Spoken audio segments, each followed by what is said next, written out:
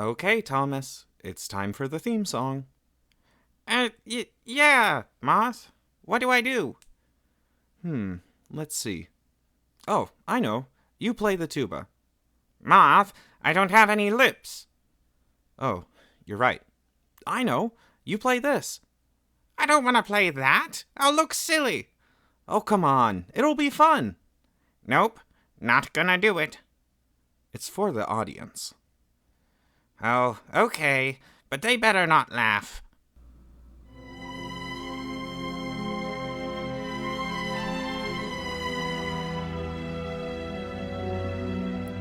Welcome back to The Source of the Rings, where we look at the signs, codings, and real-life inspirations behind characters in the works of J.R.R. Tolkien.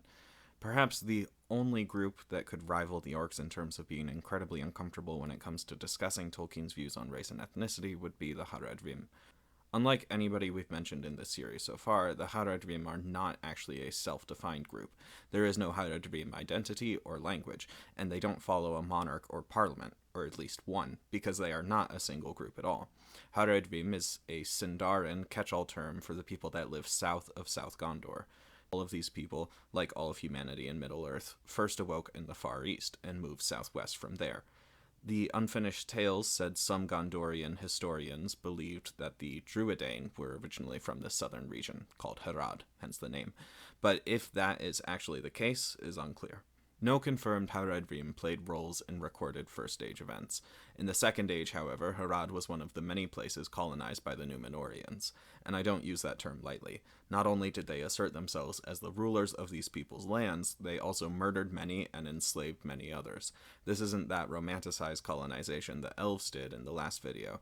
This is explicitly evil actions carried out against the indigenous southerners. It was this abusive environment in which Sauron was able to find influence. As an enemy to their colonizers, it's unsurprising his influence would be appealing to these people, as he could give them power to oppose their enemies. Of course, not everybody from this nebulously massive region fell for the manipulations of Sauron.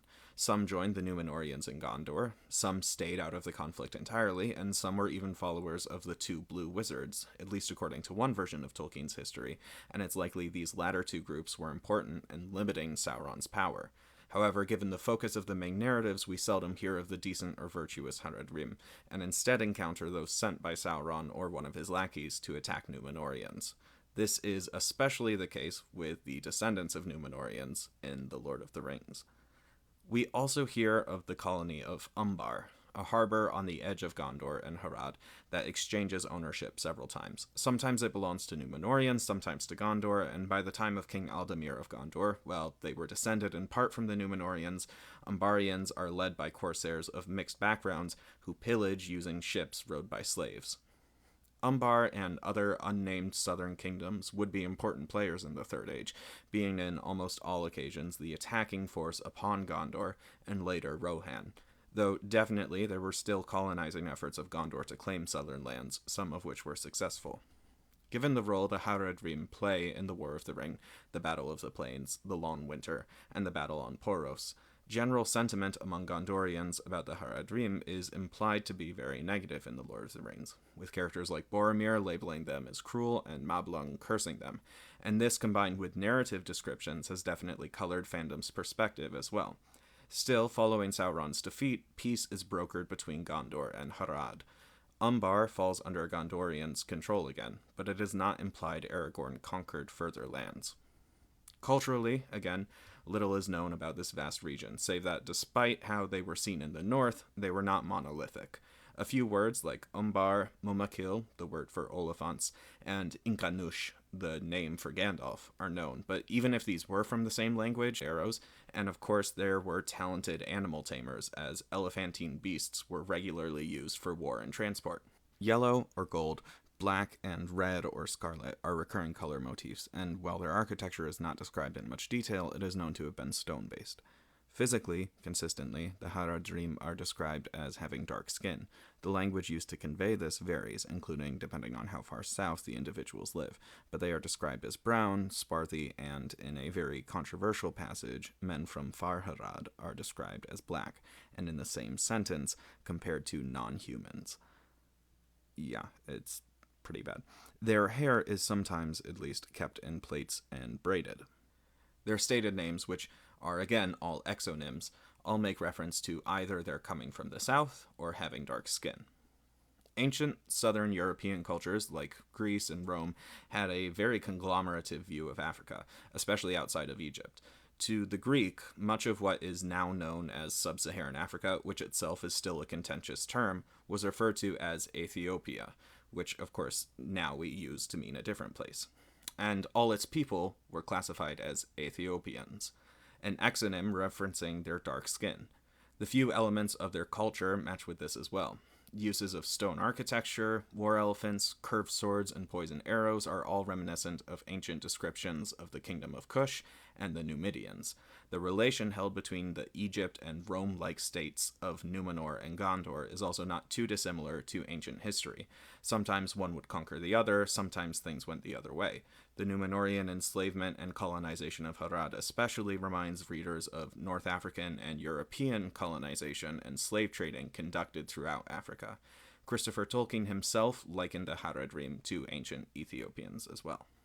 So, with all of that being said, it seems pretty cut and dry what the inspiration was here, and it's easy to come away from The Lord of the Rings feeling like the books have a pretty negative view on people with dark skin from the global south.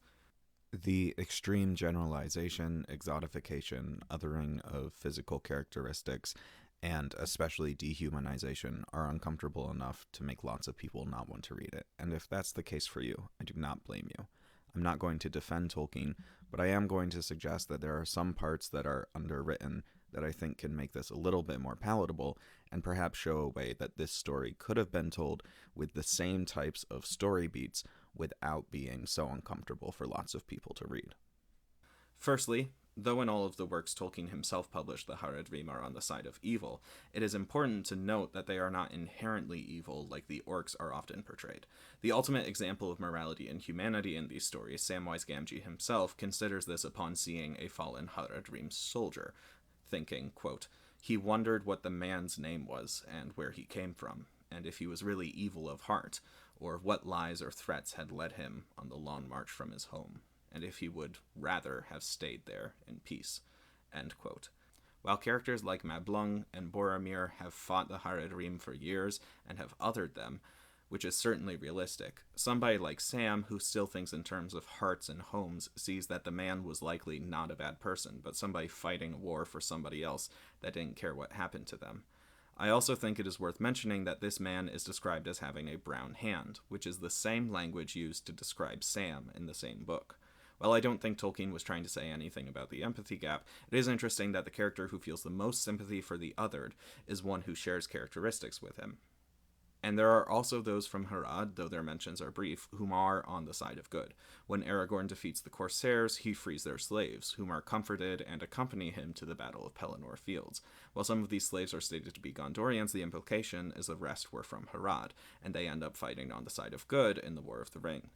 The men from southern Gondor are also people that, at one point, would have been considered Haradrim, but are seen as important and as Gondorian to the war as any other Gondorians.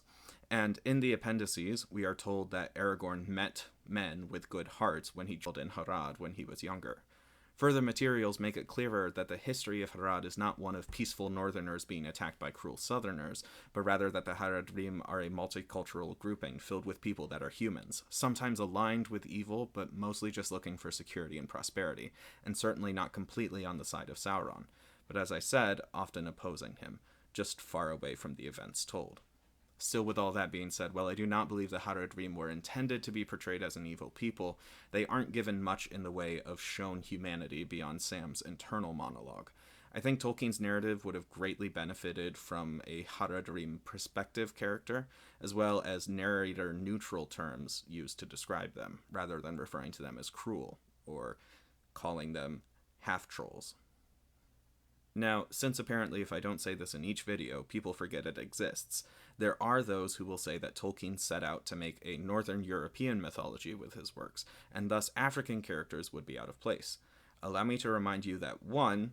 There are African-coded characters already in this story, 2, in that same letter you are referencing, he said it was an absurd goal and he changed his mind about what he was intending to do. And 3, there were actually several African characters in real-world Northern European mythology, including characters like Fiarfiz, Morian, and even Isolde. In short, the Haradrim are not as bad as the movies and many fans make them out to be, but they could have used some more nuance and development to dissuade the perception they developed. If they make you uncomfortable, I absolutely do not fault you for that, because they could have been handled much better.